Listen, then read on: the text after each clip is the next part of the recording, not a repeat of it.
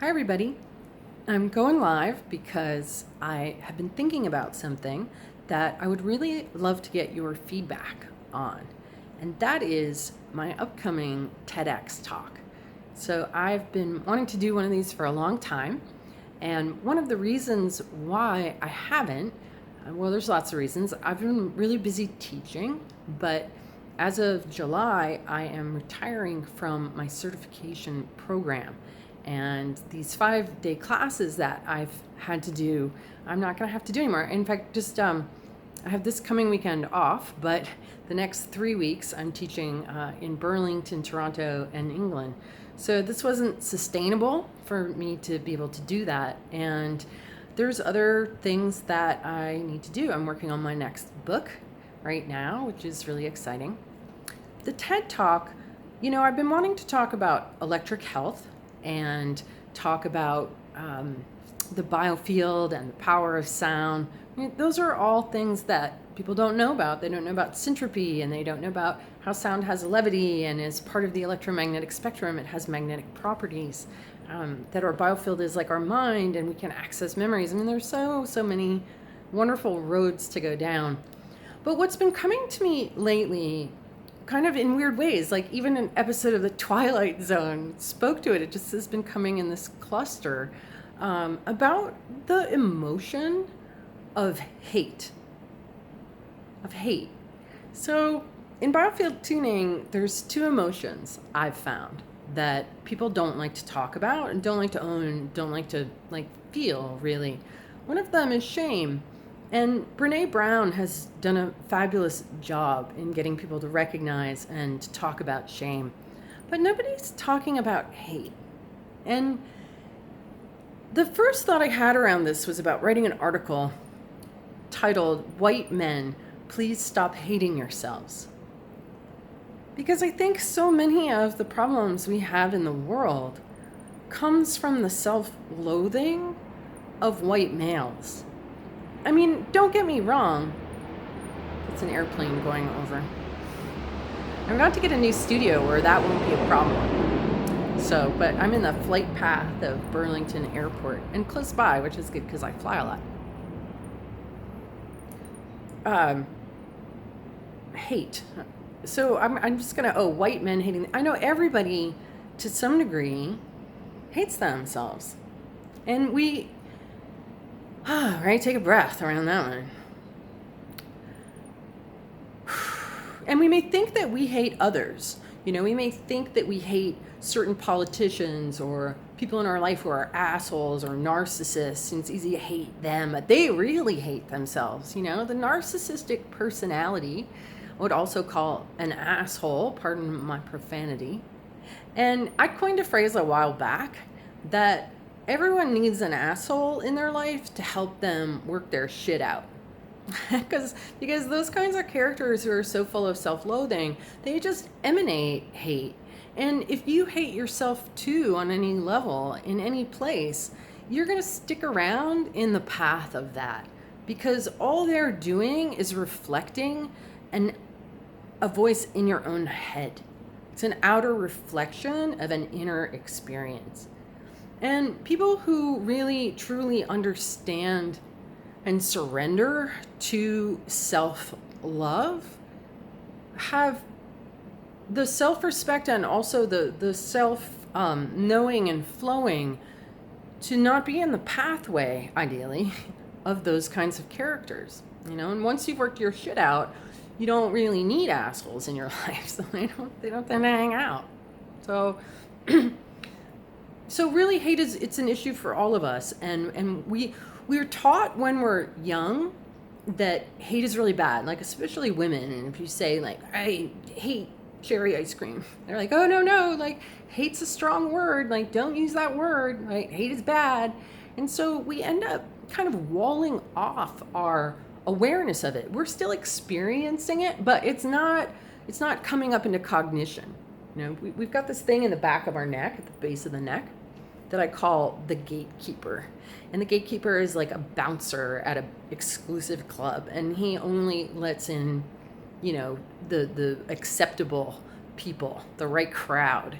And things like hate and rage and shame and jealousy and, all of those emotions that we call bad or negative, aren't allowed in. So it doesn't mean that they aren't being generated, because emotions being generated is a normal function of the human body and part of what directs us in life and helps keep us, healthy, emotionally healthy. Otherwise, we'd be like lepers. We need to have these places of pain so we experience them. I feel like emotions in a way are kind of like the zip strips in a highway. You start drifting off in the breakdown lane and you go into so these emotions are kind of like that, but they're guidance posts to you've gone into the rough, and how do you need to adjust to come back into neutral, back into your flow. So emotions are really useful, and all emotions are useful. We don't want to look at any of them or bad or wrong. Like, everybody's welcome in the club. Everybody's welcome at the table. Because everything plays a role in keeping us safe and healthy and sane. And so if we deny the awareness of hate or the expression of hate, it festers. And where it actually piles up is on our physical heart itself. So every time somebody feels hate, it's like a film that settles on the physical heart. And over time and reinforcement, what happens is these films harden and get heavy and thick. The term someone being black-hearted is because it's layered up. But not only that, what it does is hate arrests love. It inhibits love, right? Life is love. The electricity that powers your heart is love. And if your heart stops, what do? Start it back up again with electricity. It's the same electricity that is in your wall is in your body and is in the environment, in lightning and northern lights and the sun and the plasma of space, right? It's all the same electricity that is like the energy of life that powers everything. So when we feel hate, we are inhibiting that flow of life force. And we are disabling the physical heart from doing its job. And instead of the heart being like squishy, and like alive, it ends up being like, and it's not beating right. And then what happens? People have a heart attack, or everything gets all gummed up because it's not a happy heart. So heart disease is the #1 killer in our country. Everybody talks about cancer, and then they want to blame heart disease on saturated fats. Like, all those people out there eating coconut oil are giving themselves heart attacks, right? No, stress is giving people heart attacks. Hate is giving people heart attacks. And that's why people are so mean on social media, because it's a safe place for the hate to come out, because it's not allowed to be expressed around your family or your loved ones, right? Unless you're really an asshole. So I think we need to have a conversation about hate. And I think we all need to wake up to the incredible amount of self-hatred and self-loathing that we're all harboring consciously or subconsciously, and how we direct that out into the world around us. And it's putting a hurting on everybody. All the division, all this hate that's going around, hate crimes, it's all self-hatred. And we've got to really understand that the cure to this comes from really loving ourselves, from loving our own heart, this organ that picks up electricity and sends it into our body. Our bodies are amazing. It's amazing to be human. It's an incredible, incredible gift to have an amazing human body. And you want to love that body. And your body isn't part of nature. Your body is nature. You are water. You are electricity. You are rock.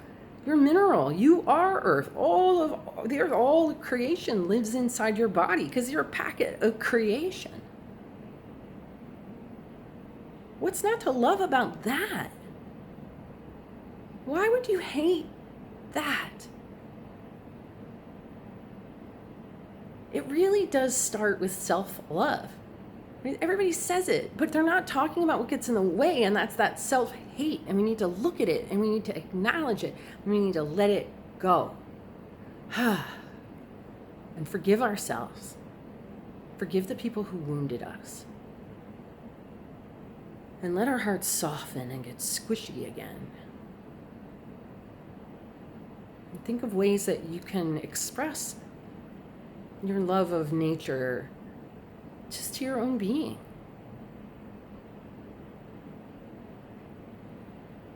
And to the beings around you. And let's stop hating and get on with getting along. Okay, so tell me if you think that that's a good topic for a TED Talk. Thanks for listening.